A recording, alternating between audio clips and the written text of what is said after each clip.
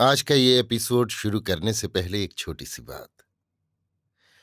क्या आप भी अपना पॉडकास्ट बनाने की सोच रहे हैं? तो एंकर ट्राई कीजिए। ये पॉडकास्ट बनाने का सबसे आसान तरीका है। नंबर एक, ये फ्री है। नंबर दो, इसमें कई सारे ऐसे टूल्स हैं जो आपको अपने फोन और कंप्यूटर पर रिकॉर्ड और एडिट करने की फैसिलिटी देते हैं।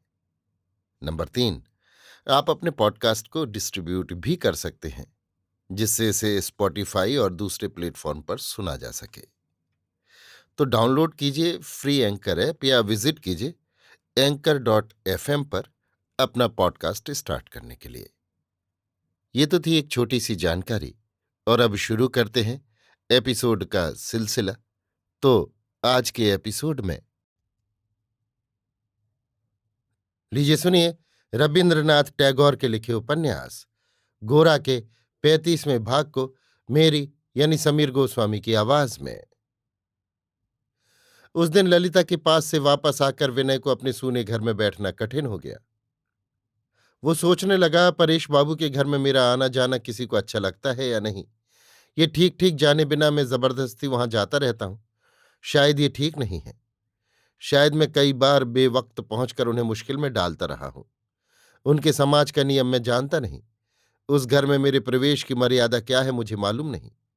हो सकता है कि मैं बेवकूफों की तरह ऐसी जगह दखल देता रहा हूं जहां घर के लोगों को छोड़कर किसी को नहीं जाना चाहिए। ये बात सोचते सोचते सहसा उसके मन में ये बात याद आई कि शायद ललिता ने उसके चेहरे पर कोई ऐसा भाव देखा हो जो उसे अपमानजनक लगा हो। ललिता के प्रति विनय के मन का भाव क्या है, अब तक ये विनय के सामने ही स्पष्ट नहीं था, लेकिन अब वो उससे छिपा न रहा। हृदय के भीतर की इस नई अभिव्यक्ति का क्या किया जाए, इसके बारे में वो कुछ नहीं सोच सका। बाहर के साथ उसका मेल कैसे होगा, संसार के साथ उसका संबंध क्या है, वो क्या ललिता के प्रति असम्मान है या परेश बाबू के प्रति विश्वासघात। इन सब प्रश्नों को लेकर वो बड़ी उधेड़ बुन में पड़ गया।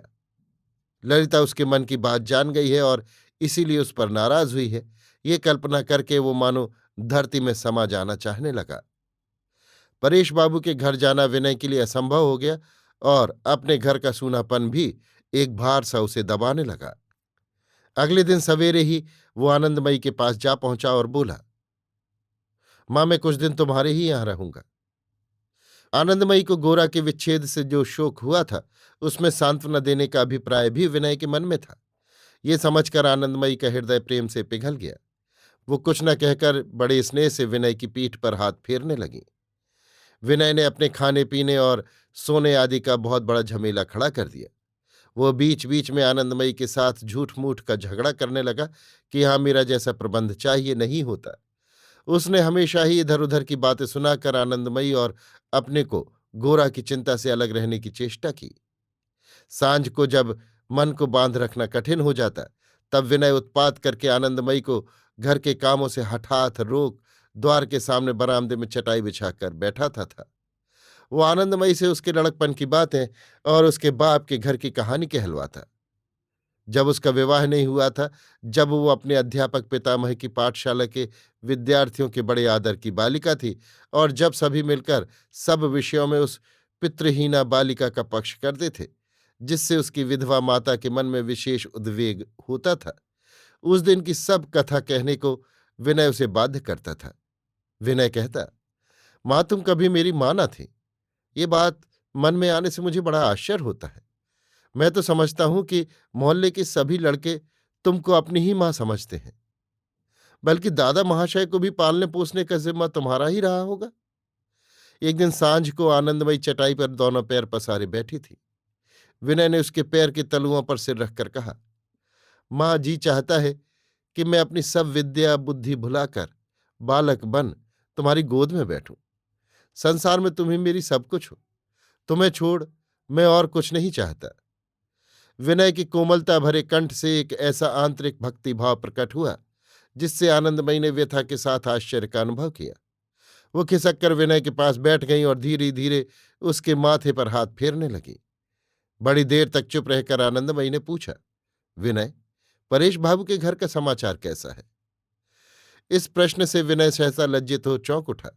सोचा, मां से कोई बात छिपाना ठीक नहीं।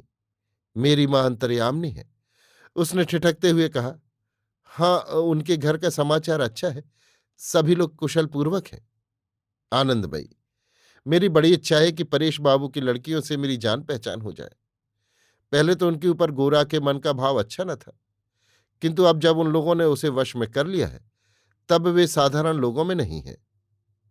विनय ने उत्साहित होकर कहा, मेरी भी कई बार इच्छा हुई है कि परेश बाबू की लड़कियों के साथ किसी तरह तुम्हारी भेंट करा दूं, किंतु गोरा नाराज न हो, इस भय से मैंने कभी उसका जिक्र भी तुमसे नहीं किया।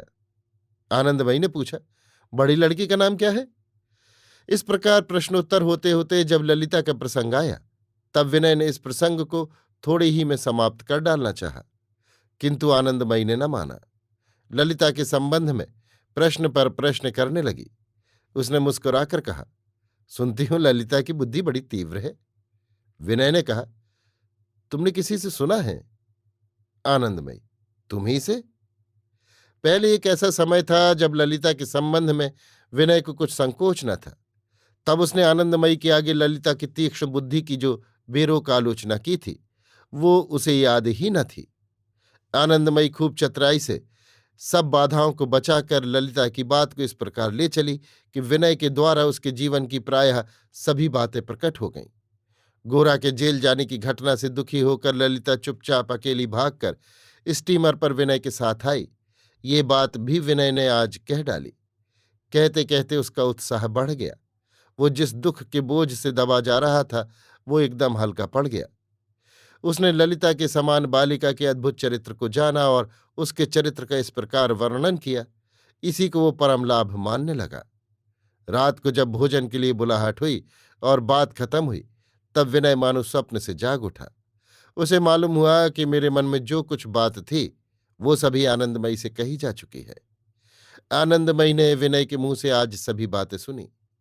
आज तक मां से छिपाने की कोई बात विनय के मन में न थी। मामूली से मामूली बात भी वो आनंदमयी के पास आकर कह सुनाता था, किंतु परेश बाबू के घर के लोगों के साथ जब से परिचय हुआ है, तब से कोई एक बात उसके हृदय में कहीं अटक रही थी, वो से बराबर कसकती थी। आज ललिता के संबंध की जो बातें उसके मन में थीं, वे एक प्रकार से सभी आनंदमयी पर प्रकट हो गई हैं। ये सोचकर विनय का मन उल्लसित हो गया। भोजन करके रात में अकेली बैठकर आनंदमयी इन बातों को बड़ी देर तक सोचती रही। गोरा के जीवन की समस्या उत्तरोत्तर जटिल होती जा रही है और परेश बाबू के घर में ही उसकी कोई मीमांसा हो सकती है। ये सोचकर उसने निश्चय किया कि जैसे होगा, एक बार परेश बाबू की लड़कियों के साथ अवश्य भेंट करनी होगी। अभी आप सुन रहे थे रविन्द्रनाथ टैगोर के लिखे उपन्यास गोरा के 35वें भाग को मेरी यानी समीर गोस्वामी की आवाज में।